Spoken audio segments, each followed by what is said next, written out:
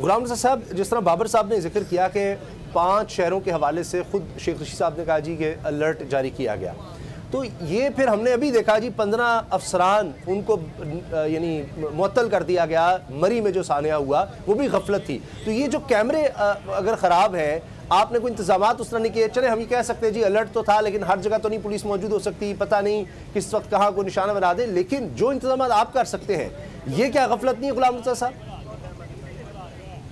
जी बिल्कुल, ये बहुत बड़ी गफलत है। अगर सेफ सिटी प्रोजेक्ट जो है वो कामयाबी से नहीं चल रहा, इतने पैसे टैक्स पेयर्स के लगे हैं उस पर, और उससे सिर्फ आप काम ये ले रहे हैं कि शहरियों के चलान किए जा रहे हैं, लेकिन शहरियों के ना तो मुजरम पकड़े जाते हैं और ना ही उनके केसेस की इन्वेस्टिगेशंस में ये कैमरे इस्तेमाल होते हैं, ना किसी को करारवा की सजा दिलवाने के लिए इनके एविडेंस जो है वो किसी काम आती है।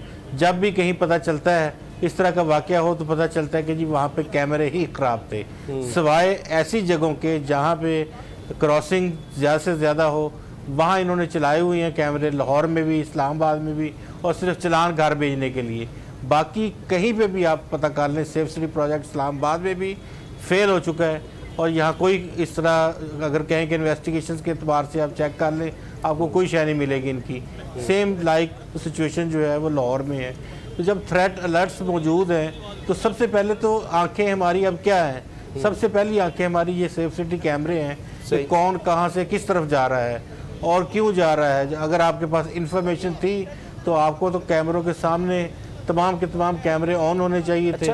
बंदे वहाँ पे दिन रात बैठे हुए होते, वो मॉनिटर कर रहे होते कि कौन क्या कर रहा है, किधर से गुजर रहा है, मशकूक लोगों को। अब जो नाके लगा बाद में बड़ी गाड़ी आएगी तो सलूट भी कर देंगे और उनको गुजार भी देंगे, बेशक बड़ी गाड़ी में दहशतगर्दी फिर रहा हो। तो ये हमारी ओवरऑल दुनिया बदल गई है, बजाय इसके लोगों को तंग किया जाए, नाके लगाए जाए, उससे कहीं बेहतर है सारा आपके पास डाटा मौजूद है। सब्सक्राइब करें और बेल दबाएं ताकि कोई खबर रह न जाए।